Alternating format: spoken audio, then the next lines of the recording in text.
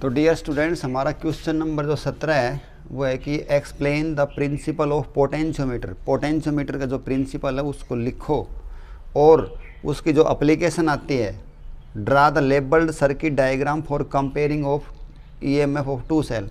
दो सेल के ईएमएफ को कंपेयर करने के लिए इसकी एप्लीकेशन आती है पोटेंशियोमीटर को, उसका सिर्फ डायग्राम बनाओ और इसके प्रिंसिपल को लिखो। तो 2 नंबर का तो हो गया हमारा ये, और 1 नंबर का हो गया प्रिंसिपल। ऐसे ब्रेकअप वाइज जिस पर्सन को दिया हुआ है। तो पोटेंशियोमीटर हम पढ़ेंगे क्या होता है, कैसे इसकी एप्लीकेशन होती है, सारी बात सीखेंगे। तो डियर स्टूडेंट्स, पोटेंशियोमीटर का मतलब होता है, देखो नाम से ही लिखा है पोटेंशियो जमा मीटर। इसका मतलब कि ऐसा मीटर जो पोटेंशियल डिफरेंस को नापे। पोटेंशियल डिफरेंस किसके बीच में होते हैं? सेल्स के बीच में। ये एक्यूरेटली नापता है, ठीक है। एक होता है एक्यूरेटली, एक होता है अप्रोक्सीमेटली। अप्रोक्सीमेटली का मतलब होता है लगभग। ये मापता है एक्यूरेटली, किसी भी सेल के जो पोटेंशियल डिफरेंस होगा उसको एक्यूरेटली मापता है, क्योंकि ये खुद अपने आप को ऑपरेट करने के लिए उस सेल में से करंट की चोरी नहीं करता है, उसमें से करंट को खींचता नहीं है। तो ये बिल्कुल सही नाप गया। इसका खुद का एक ड्राइविंग सेल होता है, इसीलिए पोटेंशियोमीटर को हम आइडियल वोल्ट मीटर भी कहते हैं।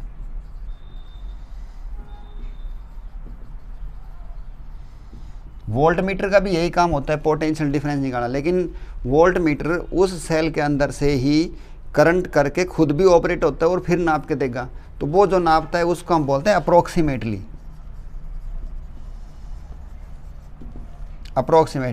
लेकिन इस पोटेंशियोमीटर का खुद का अपना सेल होता है जिसको हम ड्राइविंग सेल बोलते हैं। ये अपने सेल से ऑपरेट होकर उसको पूरा नाप के देता है, इसलिए इसको हम बोलते हैं ये एक्यूरेटली नापता है। इसलिए इसको किस चीज़ की संज्ञा दी गई है? इसको संज्ञा दी गई है आइडियल वोल्ट मीटर की। और डियर स्टूडेंट्स, 1 नंबर का पर्सन मैं यहाँ भी तैयार करवाना चाहता हूँ। आइडियल वोल्ट मीटर का जो रेजिस्टेंस होता है वो कितना होता है? इन्फिनिटिव। आइडियल वोल्ट मीटर का रेजिस्टेंस कितना होता है? इन्फिनिटिव। और अगर आइडियल एमीटर होता जो करंट नापता है उसका रेजिस्टेंस होता है 0। ठीक है, 1 नंबर के 2 पर्सन में यहाँ तैयार करवा दिए। लेकिन आ जाओ अपने टॉपिक के ऊपर वापस। हमने तो बताना है कि प्रिंसिपल ऑफ पोटेंशियोमीटर क्या होता है। पोटेंशियोमीटर एक ऐसी अरेंजमेंट है जिसके अंदर वायर लंबे होते हैं। ऐसे देखो 100 मीटर एक लकड़ी का बॉक्स होता है, इसके ऊपर एक 100 मीटर का पैमाना लगा होता है। ऐसे यूं देखो वायर लगे होते हैं 0 से 100, 100 से 200, 300, 400। इसी के साथ इसके वो होते हैं। तो एक रियोस्टेट होता है, एक सेल होता है। ये सारी चीज़ अभी मैं जो डायग्राम बनाऊंगा उसमें बताऊंगा। फिलहाल तो मैं इसका प्रिंसिपल जो है वो पक्का करवा देता हूँ कि मैं प्रिंसिपल क्या होता है। देखो, when a constant current is passed through a wire of uniform cross section area. तो सबसे पहले तो डियर स्टूडेंट्स हम ये देखेंगे यूनिफॉर्म क्रॉस सेक्शन एरिया क्या होता है। ऐसा यूनिफॉर्म क्रॉस सेक्शन एरिया का मतलब ऐसा तार जो बीच में से उबड़ खाबड़ ना हो, उसको अगर हम हाथ से पकड़े तो बिल्कुल ऐसा स्मूथ फील हो यूं, उसको हम बोलते हैं यूनिफॉर्म क्रॉस सेक्शन एरिया। जहाँ से गुजरने का करंट को गुजरने का जो रास्ता है वो बिल्कुल सीधा हो, उसके अंदर कभी मोड़ तोड़ ना हो, छोटा बड़ा ना हो। तो ये तो यूनिफॉर्म क्रॉस सेक्शन एरिया तो हमारे समझ में आ गया। और कांस्टेंट करंट भी गुजारना है, करंट की अमाउंट भी चेंज नहीं होनी चाहिए। तो देखो ऐसे मान लीजिए वायर हो गया, इस वायर के अंदर से कांस्टेंट करंट जा रहा है। जब कांस्टेंट करंट जा रहा है तो डियर स्टूडेंट्स इसका एरिया ऑफ क्रॉस सेक्शन जो मैंने बताया है वो भी क्या हो जाएगा? कांस्टेंट हो जाएगा। ए भी इसका कांस्टेंट हो जाएगा। इसके अंदर से आई करंट गुजर रहा है। कोई वायर ले लिया मैंने ये। आगे देखो, then the potential drop across any portion of the wire is directly proportional to of length of that portion. वो जो पोर्शन होगा उसकी लेंथ के डायरेक्टली प्रोपोर्शनल होगी। जैसे ये मैंने बताया था आपको, ये 100 सेंटीमीटर पे आता है, इसके साथ एक 100 सेंटीमीटर का पैमाना आता है,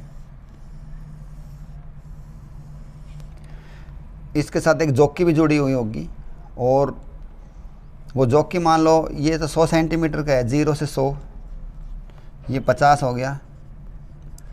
वो जॉकी जब हम इस वायर के साथ टच करते हैं तो कोई एक ऐसी लेंथ आती है जिसके ऊपर उसकी सुई 0 हो जाती है, उस मान लो 40 पे 0 होगी तो इसको हम बोलेंगे एल। और बाकी वाले कितने बोलोगे? 100 माइनस एल, तो 100 माइनस एल कितनी हो जाएगी? 60। तो ये इसका कितना होगा? 60। ये कितना होगा? 40। तो दैट पोर्शन, देखो पोर्शन जो बोला है ना, any portion of the wire, ये रहा देखो, any portion of the wire is directly proportional to the length of that portion. तो इसको देखो अभी करवा देता हूँ, पूरा करवा देता हूँ। तो डियर स्टूडेंट्स, ये हमारा ओम्स लॉ का ये रेजिस्टेंस का फार्मूला होता है। इस फार्मूले को हम यहाँ रखेंगे आर के मान को। तो V is I into R का रख देता हूँ रो L बाई ए। अब देखो V जो है, V का मतलब है यहाँ पे पोटेंशियल ड्रॉप, ठीक है। जो जो चीज़ कांस्टेंट वो हटाओ। इसमें लिखा है कि कांस्टेंट करंट इज फ्लोइंग, देखो कांस्टेंट करंट हटा दिया। जब कांस्टेंट करंट जा रहा होगा, uniform cross section area of the wire है, तो इसके अंदर ए भी कांस्टेंट हो गया। अच्छा, जिस जाति का तार है उस वही जाति का ही है, यानी कि सिल्वर है तो सिल्वर, गोल्ड है तो गोल्ड, तो ये भी कांस्टेंट होगा। जब देखो इतने कांस्टेंट हटेंगे तो यहाँ पे किस चीज़ का निशान आ जाएगा? प्रोपोर्शनलिटी का। तो आगे ना देखो, potential drop is directly proportional to length of the that portion. तो ये है हमारा प्रिंसिपल आपने इतना लिखना है। उसके बाद अब हम डिस्कस करेंगे, draw the labelled circuit diagram of comparing of EMF of the two cells. Potentiometer में कौन कौन सी चीज़ यूज़ होती है उनको अभी हम एक डायग्राम बनाऊंगा, उसमें और अच्छी तरह समझा रहा हूँ अभी।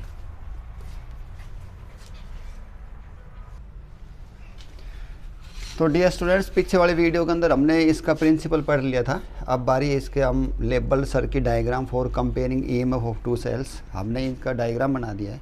तो मैं आपको एक बार ये दिखाना चाहता हूँ कि पोटेंशियोमीटर होता कैसा होता है। जो मैंने डायग्राम बनाया है आपको समझ में आएगा। देखो, ये जो मैंने डायग्राम बनाया है, ये वाला और ये वाला एक ही बात है। ये देखो, इसमें अब मैंने वायर लगा रखे हैं 0 से 100, फिर 200, 300, 400, यानी कि 400 सेंटीमीटर को मतलब 4 मीटर लंबे होते हैं। तो ये पहले जो आते थे वो आते थे सीधे ही 100 सेंटीमीटर यानी कि 1 मीटर लंबे, तो उनको मेंटेन करना लैब के अंदर मुश्किल होता था। अब गवर्नमेंट ने क्या काम कर दिया है, इनको साइज छोटा कर दिया है ताकि इसको हम मेंटेन कर सकें। तो आपको मैं इसमें दिखाना चाहूँगा, ये 50 सेंटीमीटर तक के ही होते हैं। इसमें देखो, ये यहाँ पे आपने पैमाने में दिखाई दे रहा होगा, यहाँ देखो ये 49-50 तक ही है। यही वायर्स हैं जो मैंने बना रखे हैं। देखो, ये सभी वायर जो हैं ये यूनिफॉर्म क्रॉस सेक्शन एरिया है। देखो, मैं इन पे हाथ लगा रहा हूँ, ये मुझे बिल्कुल स्मूथ फील हो रहा है। ये अपने जो पॉइंट्स हैं, देखो यहाँ पे ऐसे समझ लो अब इसको, ये पॉइंट्स है A और B, ये B पॉइंट है, ये A पॉइंट, ऐसे इनके साथ तार जुड़ के जाएंगे। और जिन जिन चीज़ों में हमने जोड़े वो मैं भी समझाऊंगा। पहले कैसा आता था डियर स्टूडेंट्स, ये और बताता हूँ। ये पेन से क्या है, देखो इस पेन को हम बोलते हैं जॉकी। देखो ये जॉकी है, ये जॉकी है। ये कहाँ पे है? देखो ये रही, ये यहाँ पे लगी हुई है वाली। इसको हमने इन वायर्स के ऊपर स्लाइड करना होता है, इस वायर्स के ऊपर स्लाइड करना होता है, ठीक है। तो आपने पोटेंशियोमीटर देखा, पोटेंशियोमीटर कैसा होता है? एक लकड़ी का टुकड़ा होता है, इसके ऊपर तार लगे होते हैं। तार की आवाज़ आ रही होगी किसी को भी सोचे कि पेंसिल से खींच रखे हैं, पेंसिल से नहीं है, ये तार ही हैं। ये पैमाना है आधा मीटर का। इसमें 2 ही पॉइंट होते हैं A और B, ये याद रखना है। पहले क्या होता था, 100 सेंटीमीटर का होता था। तो अभी मैं दिखाना चाहता हूँ, मैं एक पीस और भी है उसको जोड़ के ओम प्रकाश जी लेकर आओ एक बार। इसको आ जाओ, इधर आ जाओ, इसके ऊपर से पूरा यहाँ खड़े हो जाओ, इनको जोड़ो सर, ऐसे ऐसे। देखो डियर स्टूडेंट्स, अगर हम 1 मीटर का पैमाना लेते हैं तो इसका देखो 50 सेंटीमीटर तो हो गया, ये 50 सेंटीमीटर होगा। तो इसको मेंटेन करना मुश्किल होता है लैब के अंदर, इसलिए हम इसको आधे मीटर का बना दिया है ताकि आराम से हम काम कर सके। आधा इसकी लेंथ छोटी करके ये वायरों की संख्या बढ़ा दी। देखो कितने हो गए, 1 2 3 4 5 10 वायर हैं। इसका मतलब 10 वायर का मतलब कितने हो गए, 5 मीटर। तो इससे तो बड़ा हो गया, इसमें तो 4 ही मीटर थे, इसमें 5 मीटर हो गए, तो ये ज़्यादा प्रभावी छोटे साइज़ का बना दिया। तो पोटेंशियोमीटर आपने देख लिया। थैंक्स ओम प्रकाश जी, आपका बहुत बहुत धन्यवाद, आपने इतना समय दिया।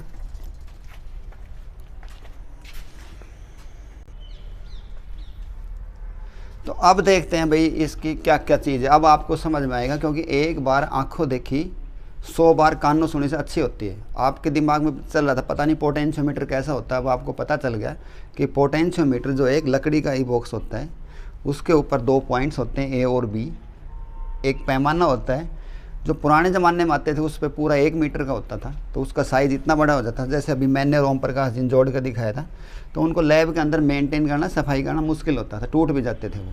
अब क्या आने लग गए, अब 50 सेंटीमीटर के आने लग गए, साइज़ छोटा हो गया है, तारों की संख्या बढ़ा दी है, इसमें देखो 4 ही हैं।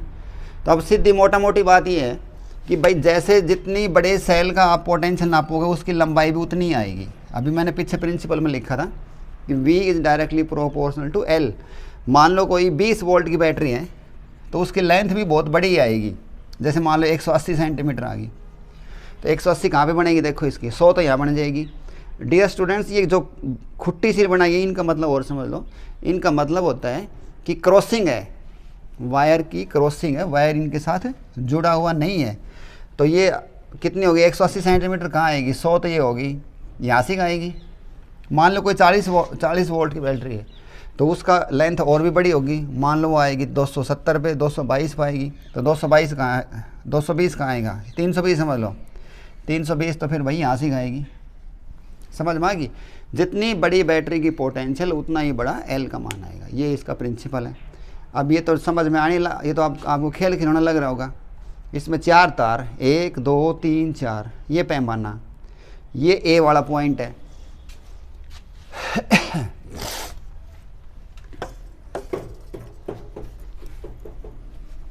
ये A वाला पॉइंट, ठीक है। इसके साथ क्या जोड़ना है, इसके साथ हमने एक तो सेल जोड़ना है, एक सेल और भी जोड़ना है। उसके बाद यहाँ पे 3 की है, 3 वे की, इसके 3 रास्ते, 2 वे की समझ लो, 2 वे की। 2 वे की का मतलब देखो कैसे, हम 1 और 3 को जोड़ेंगे, तो बताओ अब करंट कहाँ से जाएगा। अब करंट जा रहा है इस सेल में से, देखो यूँ, ये बेकार है ये।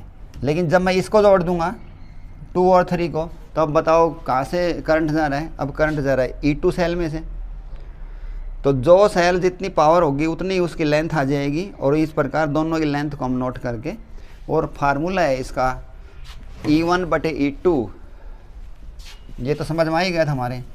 इसका फार्मूला था E1/E2 बराबर L1/L2।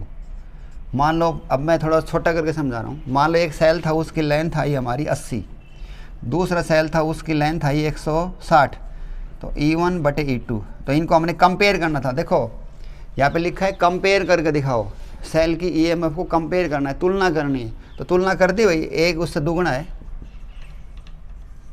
एक जो है वो दूसरे वाले से दुगना है, ऐसे हम कंपेयर करेंगे। तो डियर स्टूडेंट्स, हमारा जो 3 नंबर का प्रश्न था, इसके अंदर आपने एक तो ये सर्किट डायग्राम बना के दिखाना था, जो आपको अब आसान लग रहा होगा, और इसका प्रिंसिपल लिख कर दिखाना था। प्रिंसिपल को मैंने बता दिया कि potential drop is directly proportional to length of that portion. और देसी भाषा में कहूँ तो जितनी बैटरी की बड़ी पावर होगी उसकी लेंथ भी उतनी ऊंची आएगी, 200 300 400 500 तक। तो उम्मीद करता हूँ ये प्रश्न आपको समझ में आ गया होगा। और डियर स्टूडेंट्स, मेरी ये बात बताई हुई आपको समझ में आ रही है, अच्छी लग रही है, तो आप हमारे चैनल को सब्सक्राइब करो। थैंक्स।